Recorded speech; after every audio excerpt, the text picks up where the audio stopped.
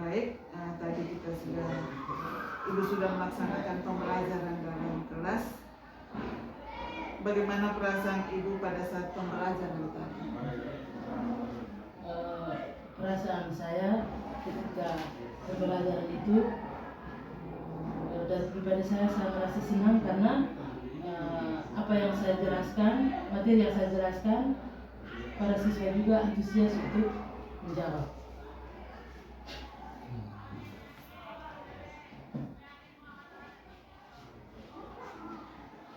Yang berikut,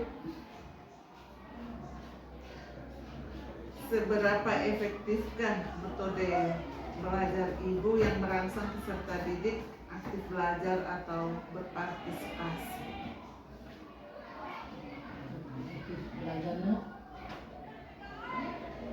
baik karena semua peserta itu aktif, sehingga materi yang disampaikan sampai pada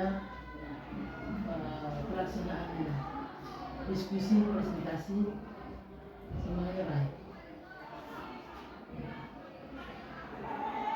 Pada saat pembelajaran tadi, kira-kira kesulitan yang Ibu hadapi dalam pelaksanaan pembelajaran ada? Kesulitannya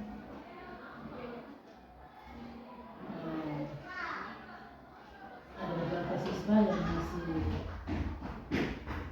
belum aktif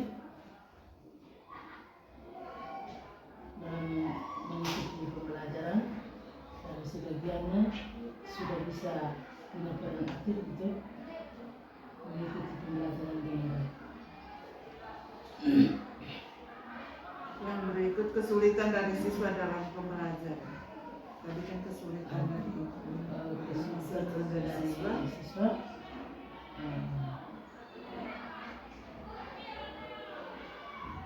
kesulitan itu dari media pembelajaran.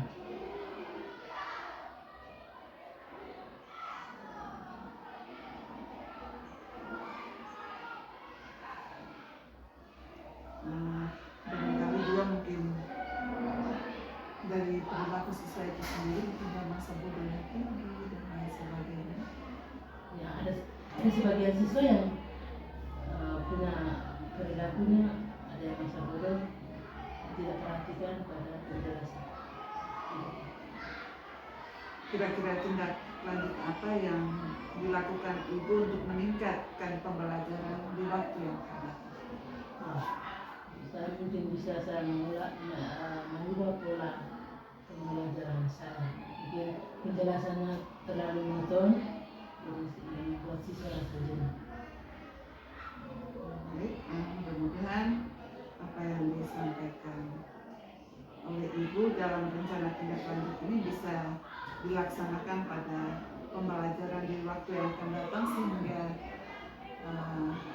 pada saat pembelajaran semua siswa bisa aktif. Lalu selain itu,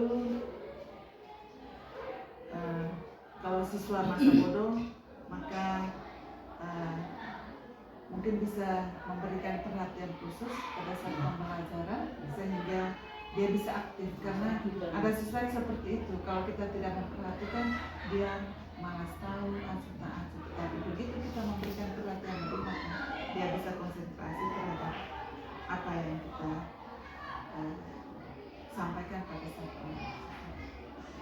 Mudah-mudahan bisa dilaksanakan untuk memperbaiki pembelajaran di kali yang akan datang, sehingga apa yang kita harapkan dalam pembelajaran bisa tercapai.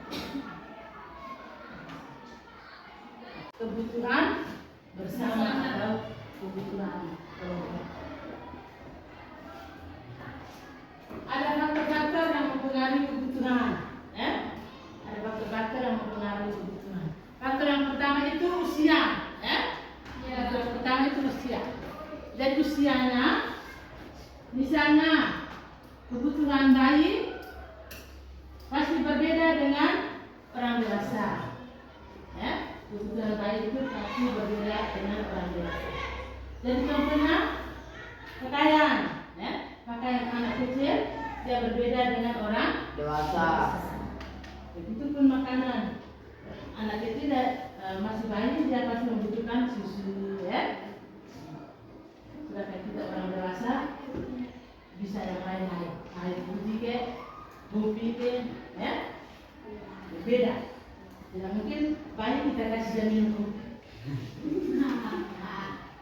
Kemudian jenis kelamin.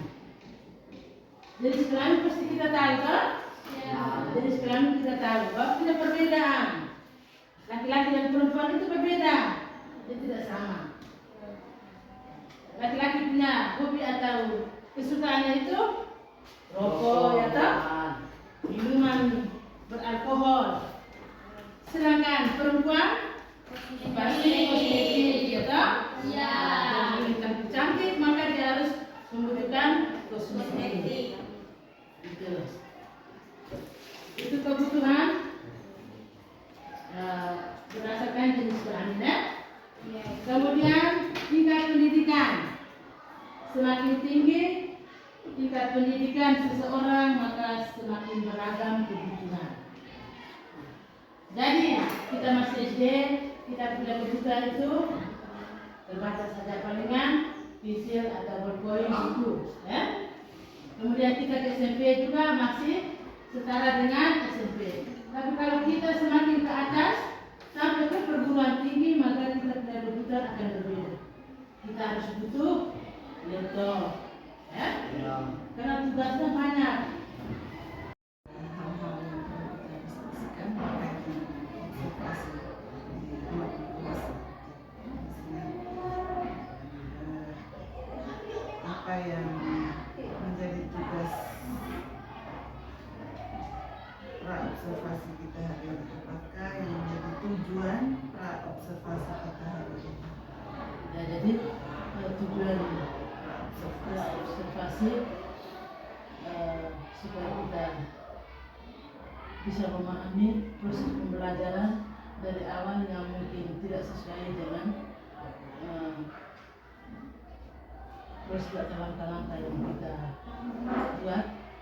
Kita melalui pra observasi dan sampai pada observasi bisa berubah proses pembelajaran dia semakin baik. Yang berikut, bagaimana Ibu akan menganggap sesi pra-observasi kita berhasil? Bisa menganggap bahwa pra-observasi berhasil karena saya bisa tahu bagaimana langkah-langkahnya untuk menuju ke observasi nanti. Yang berikut, apakah media pendukung pembelajaran sudah cocok dengan materi pembelajaran? Ya, sudah cocok. Kita bisa menggunakan PowerPoint untuk melaksanakan pembelajaran.